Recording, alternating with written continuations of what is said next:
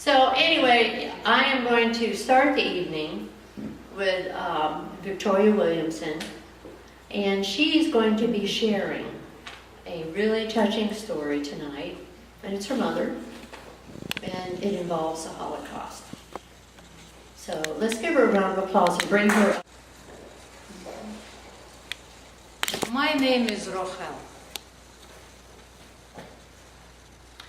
I was only 10 years old when the World War II started. I was hiding in the forest alone.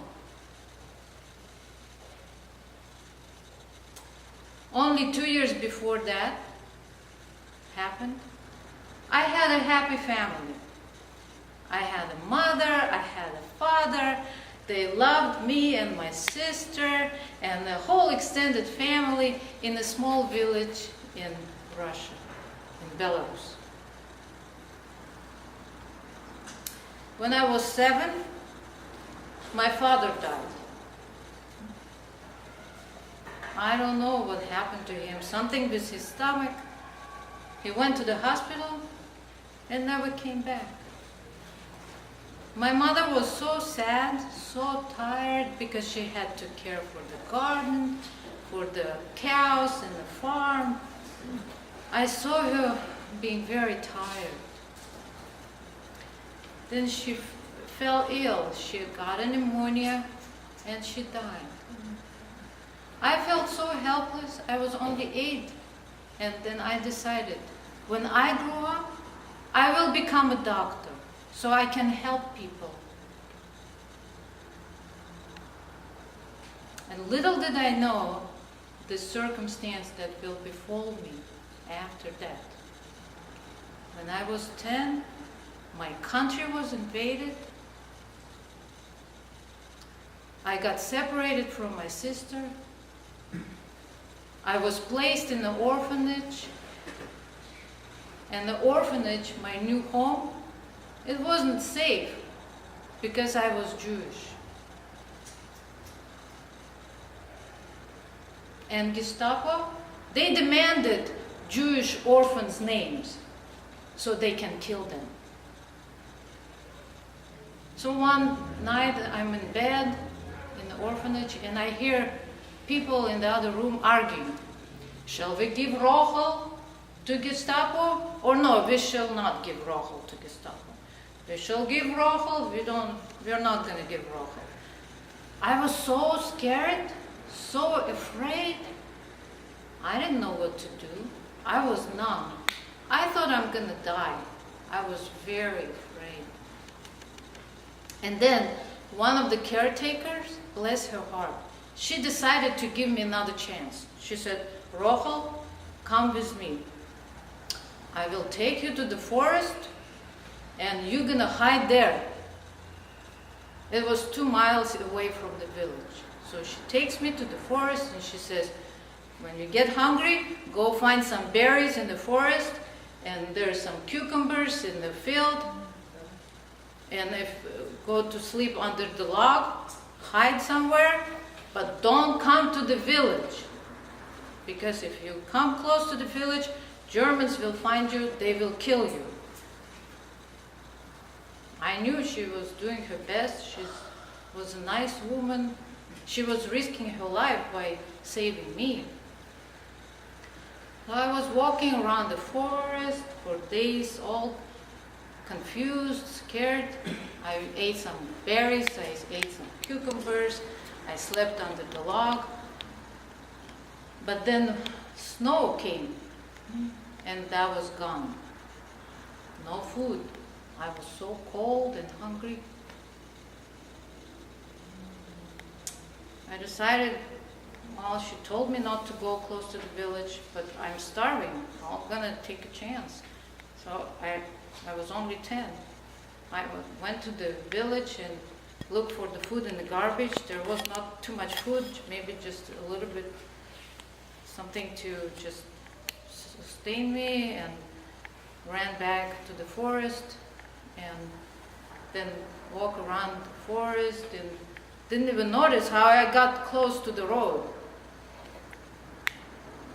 I'm standing there at the road, and there is a truck of German soldiers passing by. And one of the German soldiers noticed me, and he thought that I'm some kind of animal because I looked like animal. I had black curly hair and dirty clothes, and I looked like wild animal, like Tarzan or something. So he gets up on and then he goes down on his knee, and he points his rifle at me. For I don't know how long it took. Finally it dawned on me, some kind of forces threw me out of the harm's way. To this day, I don't know what forces were there. Maybe my mother was looking out for me, my father, I have no idea. But that moment I realized that there's someone looking out for me. I'm not alone. That gave me hope. That kept me going. That was 7 months hiding in the forest. And then when Germans left, that nice caregiver woman, she came to look for me. She found me. She was so happy I was alive. She took me back to the orphanage, and they nursed me back to health. And one night I was sleeping, and I had a dream. My mother comes in that dream. She writes a letter to to her family, to cousins in Azerbaijan, Baku. That was a war-free zone then. And she writes a letter, puts it in an envelope, writes the address, and puts it down on the table. I woke up and I decided to write to that address. I didn't know if that's the right address. That was just a dream. But I got a response. They said, "Wow, you're alive. Please come visit. We found your sister. We're going to connect you. We want you to come." It was still wartime. I decided, okay, I'll come. Another miracle. So at 12 years old, I was very skinny, scrawny. I look like I'm 7. I travel on a train alone. I arrived to Baku, Azerbaijan. It's on the border with Iran. So I get off the train, and I had a paper saying, survived 7 months in occupied by German territory. I didn't know then that meant if communists find out that I survived, everybody who survived considered traitors. So I would go straight to jail in Siberia, but I had no idea. Nobody asked me about that paper. I just get off the train and I kept walking. So I walked up on the street, and then I went and I found my cousins. They were so happy to see me. They were so nice to me, and they even found a childless Jewish family who adopted me. I found a family again. I was so happy. There is a hope for me.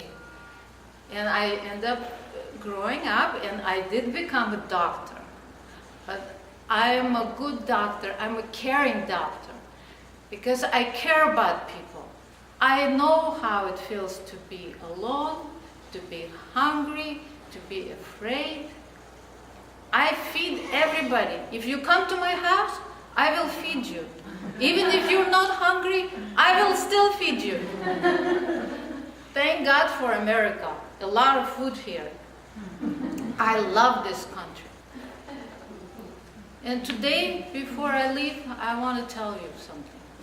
Never take your family for granted.